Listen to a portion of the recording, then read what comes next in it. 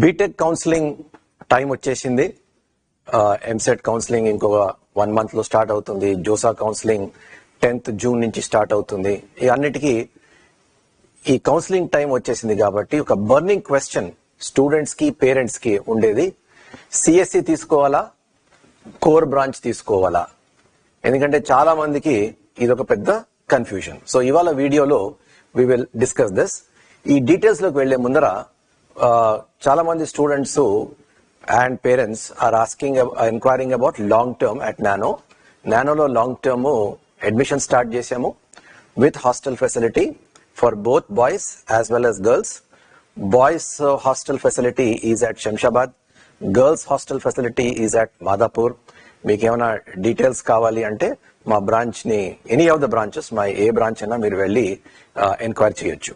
Coming back to this question, CSE versus core. ఒక 10 ఏళ్ల క్రితం వరకు ఇది ఒక పెద్ద క్వశ్చన్ గా ఉండేది కాదు. ఎందుకంటే ఆల్మోస్ట్ అందరికీ వెదర్ ఐఐటి కానీ, ఎన్ఐటి కానీ, లోకల్ ఇంజనీరింగ్ కాలేజెస్ లో కానీ పెద్ద శాలరీలో డిఫరెన్సెస్ ఉండేవి కావు. కాకపోతే ఎప్పుడైతే సిఎస్సిలో ప్రోడక్ట్ కంపెనీస్ వచ్చేసేసి స్టార్ట్అప్స్, టెక్ జాయింట్స్ ఎవరైతే ఈ ప్లేస్మెంట్ రంగంలో దిగారో అప్పుడు వీళ్ళ శాలరీస్ చాలా పెరిగాయి. సిఎస్సిలో శాలరీస్ ఒక 10 లక్షలు, 15 లక్షలు, 20 లక్షలు, 30 లక్షలు, 40 లక్షలు, ఇప్పుడు ఏకంగా డొమెస్టిక్ ప్లేస్మెంట్స్ కే 80 లక్షల నుంచి 90 లక్షలు ఇవ్వడానికి కూడా రెడీగా ఉన్నారు. అలాంటప్పుడు నార్మలీ ఆబ్వియస్లీ పేరెంట్ కానీ స్టూడెంట్ కానీ టెంప్ట్ అవ్వడానికి ఛాన్సెస్ ఉన్నాయి. వేరాజ్ ఇప్పుడు నేను మొన్న గాంధీనగర్ ఐఐటి స్టాటిస్టిక్స్ మొన్న చూశాను. అక్కడ యావరేజ్ సిఎస్సి సాలరీ ఒక 25 లక్షలు ఉంటే మెకానికల్ బ్రాంచ్ లో salary just about 14 lakhs 15 lakhs ఎంత ఉంది. చూడండి ఎంత డిఫరెన్స్ ఉందో. Average, I'm talking about average salary. So obviously ఈ క్వశ్చన్ ఇప్పుడు ఫర్ ఎగ్జాంపుల్ ఐఐటి సే రోపార్లో స్టూడెంట్ కి మెకానికల్ వస్తుంది, at the same time NIT ట్రిచీలో కంప్యూటర్ సైన్స్ వస్తుంది, లేదా ఎన్ఐటి వరంగల్లో ఎలక్ట్రానిక్స్ వస్తుంది, కానీ ఎన్ఐటి నాగ్పూర్ లో సిఎస్సి వచ్చేటట్టుంది. ఆర్ మన లోకల్ కాలేజెస్ లో చూసుకుంటే సిబిఐటిలో ఈసీఈ వస్తుంది, శ్రీనిధిలో కంప్యూటర్ సైన్స్ కానీ స్పెషలైజేషన్ కానీ వస్తుంది. ఏది చూస్ చేసుకోవాలి? సో ఇవాళ నేను కొన్ని I will give some points on which you can decide. దానికన్నా ముందర సిఎస్సి అంటే when I talk about CSE, ఈ స్పెషలైజేషన్స్ ఏవైతే ఉన్నాయో అవన్నీ they are included in CSE. ఆ స్పెషలైజేషన్స్ లో ఏం పెద్ద డిఫరెన్స్ లేదు, అది ఓన్లీ కమర్షియల్ డిఫరెన్సే. ఏఐఎంఎల్ అన్నా, డేటా స్ట్రక్చర్స్ అన్నా, సైబర్ సెక్యూరిటీ అన్నా, ఐఓటి అన్నా, సిఎస్ఐటి అన్నా, సిఎస్సి అన్నా, అంతా ఆల్మోస్ట్ ఈ కోర్సెస్ లో ఆల్మోస్ట్ సిమిలర్ గా ఉంటాయి. ఒక 3-4 పేపర్స్, అది కూడా 3rd and 4th year లో డిఫరెన్స్ ఉంటాయి. దీనికి వేరే వీడియో చేస్తాను నేను, what is the difference between CSE and other specializations. కాకపోతే జాబ్ ప్లేస్మెంట్స్, ప్రాస్పెక్ట్స్ కానీ అన్నిటికీ అవే ఉంటాయి. ఈ స్పెషలైజేషన్స్ కేవలం మన లోకల్ ఇంజనీరింగ్ కాలేజెస్ లోనే ఉంటాయి. ఐఐటీస్ కి వెళ్ళినా, ఎన్ఐటీస్ కి వెళ్ళినా ఈ స్పెషలైజేషన్స్ ఉండవు. మెజారిటీ సిఎస్సి బ్రాంచే ఉంటుంది.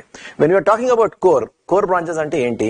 సర్క్యూట్ బ్రాంచెస్, ఎలక్ట్రానిక్స్ ఉంది, ఎలక్ట్రికల్ ఉంది, మెకానికల్ ఉంది, సివిల్ ఉంది, కెమికల్ ఉంది, ఏరోస్పేస్ ఉంది, మెటలర్జీ అండ్ మెటీరియల్ సైన్స్ ఉంది. ఇవన్నీ కోర్ కిందకి వస్తాయి. ఇప్పుడు నేను గత 20 ఏళ్ల నుంచి ఒక స్టాండర్డ్ ప్రిన్సిపల్ అయితే చెప్తాను. స్టాండర్డ్ ఓపెనింగ్ స్టేట్మెంట్ నాది ఏంటంటే, మీరు ఏ బ్రాంచ్ తీసుకున్నా మీకు ప్యాషన్ తో చేస్తే there will not be any problem. మీరు ప్యాషన్ తో చేస్తే you will always rise to the top.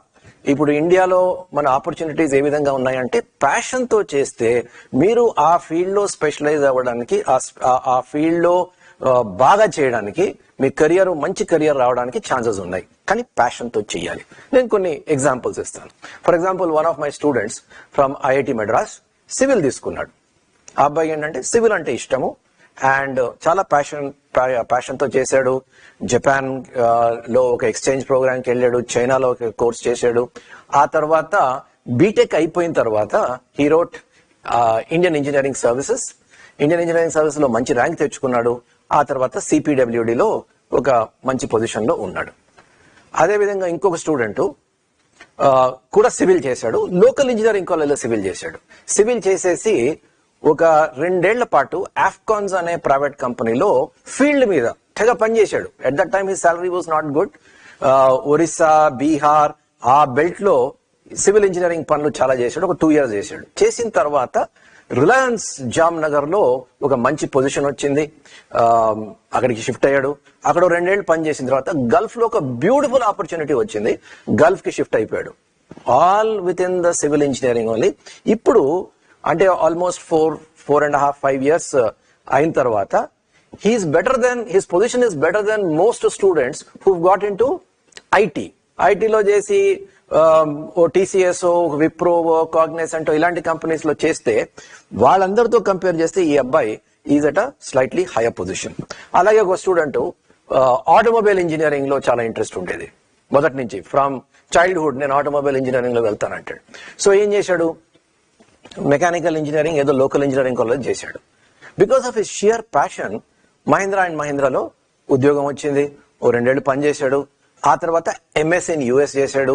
ఆ తర్వాత ఫోర్డ్, యుఎస్ లోనే ఫోర్డ్ లో ఉద్యోగం తెచ్చుకున్నాడు. Now he's in Detroit, happy position.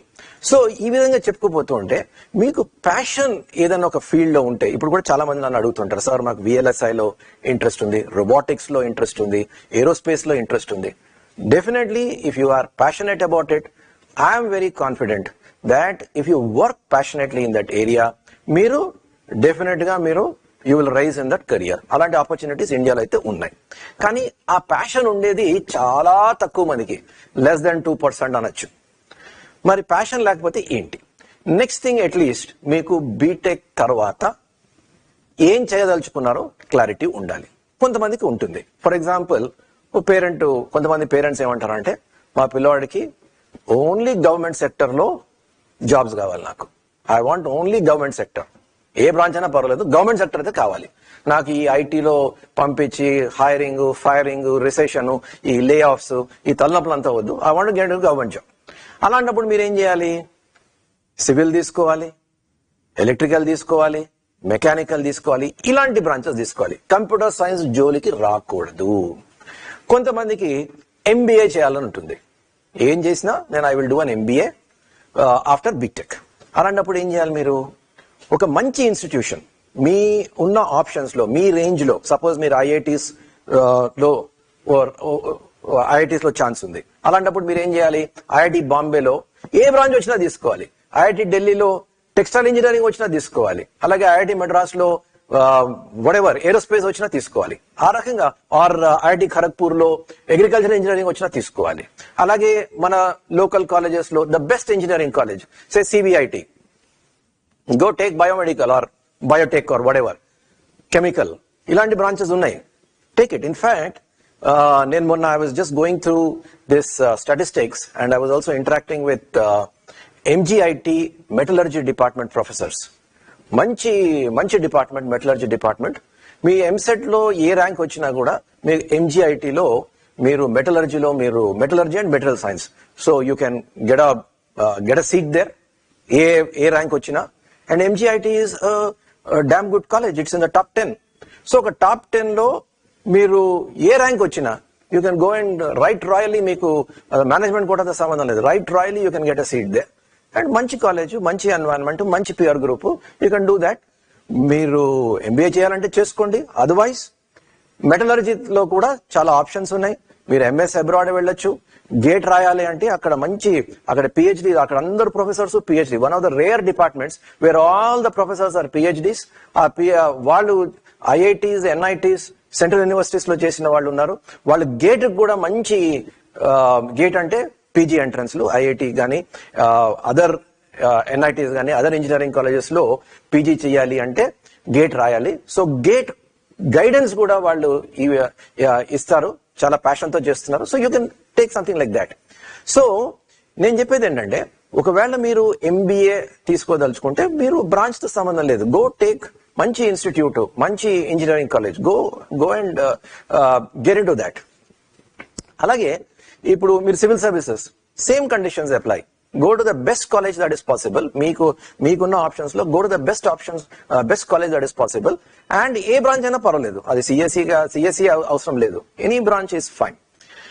అయితే చాలా మందికి ఈ క్లారిటీ కూడా ఉండదు, అంటే బీటెక్ తర్వాత ఏం చేయాలి అన్న క్లారిటీ కూడా ఉండదు. అలాంటప్పుడు ఏం చేయాలి? Just follow the crowd. అయితే ఒకటి ఇక్కడ ఒక డిస్టింక్షన్ మనం IITs, NITs and local colleges ఒకటి చేయాలి.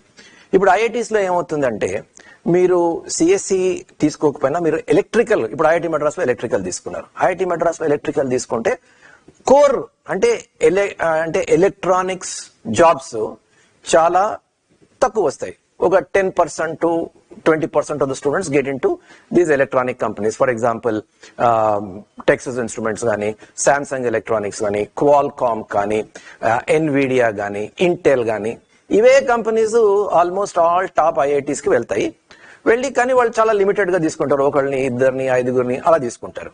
సో ఒక గ్రూప్ లో, ఒక బ్యాచ్ లో ఒక మాక్సిమం ఒక 20% మంది ప్లేస్ అవుతారు. కానీ ఐఐటీస్ లో ఒక అడ్వాంటేజ్ ఏంటంటే వాళ్ళకి వీటితో పాటు ఈ కోర్ సెక్టర్ జాబ్స్ తో పాటు వేరియస్ అదర్ జాబ్స్ వస్తాయి. ఫైనాన్స్ లో ఉంటుంది, బ్యాంకింగ్ లో ఉంటుంది, ఎఫ్ఎంసీజీ లో ఉంటుంది, కన్సల్టెన్సీలో ఉంటుంది, క్వాంటిటేటివ్ ట్రేడింగ్ ఉంటుంది, అక్కడ చాలా ఎక్కువ సాలరీస్ వస్తాయి. ఈ విధంగా వెరైటీ ఆఫ్ జాబ్స్ వస్తాయి. కాబట్టి వాళ్ళకి ఒకవేళ వాళ్ళ కోర్ సెక్టర్ లో జాబ్ రాకపోయినా ఈ జాబ్స్ లో వాళ్ళు హ్యాపీగా ఏదో ఒకటి చేసుకోవచ్చు, మంచిగా ప్లేస్ అవ్వచ్చు. కానీ ఎన్ఐటీస్ కి వస్తే కొంచెం రెస్ట్రిక్టెడ్. ఈ కంపెనీస్ వస్తాయి, శాంసంగ్, క్వాల్కామ్, కానీ ఇంకా కొంచెం తక్కువ తీసుకుంటాయి. కానీ వాళ్ళకి ఈ వెరైటీ ఆఫ్ జాబ్ ఆప్షన్స్ ఉండవు. అదే లోకల్ ఇంజనీరింగ్ కాలేజీలో అయితే అసలు ఏమి ఆప్షన్సే ఉండవు. వచ్చేవి కూడా కోర్ సెక్టర్ జాబ్స్ కూడా very very low paying jobs ఉంటాయి. సో అందుకోసం మీరు ఒకవేళ కోర్ సెక్టర్, మీరు ఫర్ ఎగ్జాంపుల్ ఈసీఈ తీసుకుందాం అనుకున్నారు, ఆర్ మెకానికల్ తీసుకుందాం అనుకున్నారు, ఆర్ సివిల్ తీసుకుందాం అనుకున్నారు, తీసుకుంటే మీరు definitely you should be ready, especially local colleges లో. ఇది మన ఎంసెట్ కౌన్సిలింగ్ ద్వారా మీకు ఏవైతే సీట్స్ వస్తాయో అక్కడ if you are taking any of these core branches, మీరు తప్పకుండా మీరు పీజీకి కానీ, అదే పీజీ అంటే ఎంఎస్ కానీ, ఎంఎస్ అబ్రాడ్ కానీ, ఆర్ ఎంటెక్ ఇన్ ఇండియా కానీ మీరు రెడీగా ఉండాలి. అలాగే కాలేజ్ నుంచి కోర్ సెక్టర్ జాబ్స్ తక్కువ వస్తాయి కాబట్టి, ఆరు వచ్చినా కూడా పెద్దగా సాలరీస్ ఉండవు కాబట్టి మీరు గేటు ఎంటెక్ చేయడానికే కాదు, పిఎస్యూస్ లో జాబ్స్ రావాలంటే మీరు మళ్ళీ గేట్ రాయాలి. తర్వాత అదే విధంగా ఐఈఎస్, ఇండియన్ ఇంజనీరింగ్ సర్వీసెస్ రాయడానికి ఉండాలి. సో అంటే బీటెక్ తర్వాత కూడా కొంచెం మీరు కష్టపడాలి. అండ్ పీజీ చేయడానికి మాత్రం రెడీగా ఉండాలి. ఎలక్ట్రానిక్స్ తీసుకున్నారు అంటే మీరు పీజీ చేయడానికి కూడా రెడీగా ఉండాలి. అయితే కొంతమంది పేరెంట్స్ ఏమనుకుంటారు, ఫర్ ఎగ్జాంపుల్ మొన్ననే ఒక స్టూడెంట్ నాతో మాట్లాడింది. ఆ అమ్మాయి ఏమంటుంది, నాకు ఎలక్ట్రానిక్స్ తీసుకుంటే నాకు కోర్ సెక్టర్ నాలెడ్జ్ వస్తుంది, ప్లస్ నేను కంప్యూటర్ కోర్స్ ఎక్కడో చేస్తాను, నేను ఐటీలో వెళ్ళిపోతాను. అది కరెక్ట్ కాదు. ఒక 10 ఏళ్ల క్రితం వరకు ఇన్ని సిఎస్సి సీట్స్ లేకపోవడం వల్ల, తర్వాత ఈసీఈలో కూడా మంచి స్టూడెంట్స్ వచ్చేవారు ఆ టైంలో. అప్పుడు ఐటీ కంపెనీస్ సిఎస్సి వాళ్ళకి, ఈసీఈ వాళ్ళకి ఛాన్స్ ఇచ్చేవారు. ఇప్పుడు అటువంటి ఛాన్సే లేదు. ఎందుకంటే సిఎస్సిలోనే వేల కొద్ది సీట్లు ఉన్నాయి. So why should they look at ECE? Number 1. ఒకవేళ వాళ్ళు ఛాన్స్ ఇచ్చినా కూడా the nature of recruitment in IT companies has change totally.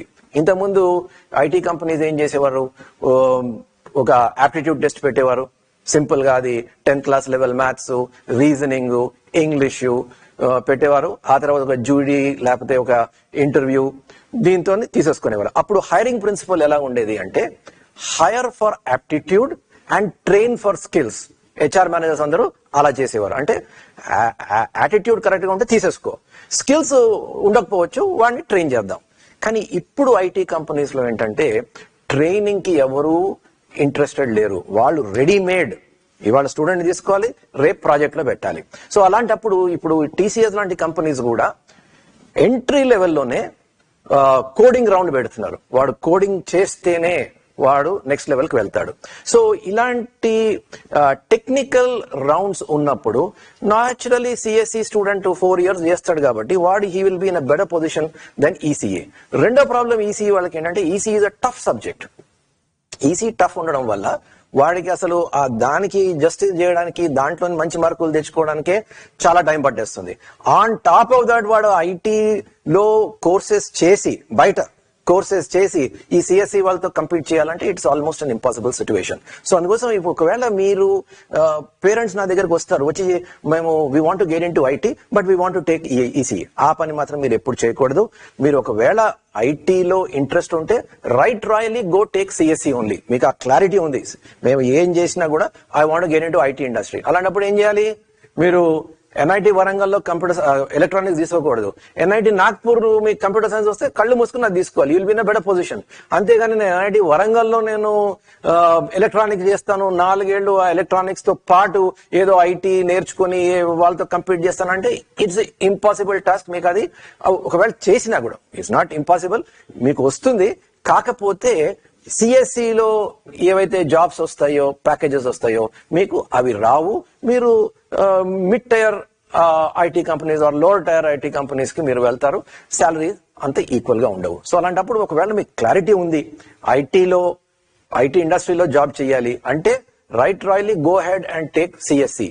అంతేగాని నేను ఒక కోర్ జాబ్ చేస్తాను, కోర్ బ్రాంచ్ చేస్తాను, ఆ తర్వాత నేను ఐటీకి ప్రిపేర్ అవుతాను, ఇట్ ఈస్ నాట్ వర్కబుల్. కానీ ఈ whatever reasoning I'm giving doesn't apply to IITs, especially first generation IITs. First generation IITs లో ఏమవుతుంది, వాడికి కోర్ సెక్టర్ జాబ్స్ రాకపోయినా because of the nature of jobs, other jobs that are available, వాడు ఎక్కడో చోట ఒక మంచి కెరియర్ లో సెటిల్ అవ్వడానికి ఛాన్సెస్ ఉంటాయి.